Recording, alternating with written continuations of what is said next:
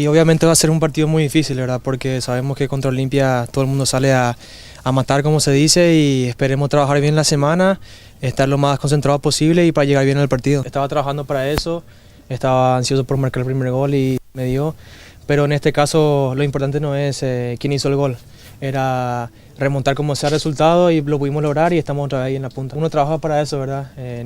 Obviamente como un delantero, como vive de los goles, estaba ansioso por marcar y capaz eso es lo que me faltaba, como la gente venía reclamando eso un poco, pero estoy tranquilo ahora, siempre con la cabeza en mi trabajo, en el Olimpia, y espero retribuir eso a la gente. Es que están punteros, ¿verdad? Están punteros por algo, es un buen equipo, muy organizado, salen muy bien de contra también y esperemos trabajar bien la semana, como dije, para llegar muy bien y dar un espectáculo a la gente. Olimpia siempre sale a todos los partidos a jugar una final, en todos los partidos Olimpia sale a ganar como sea, a veces se juega bien, a veces no, pero nuestro objetivo principal es salir campeón.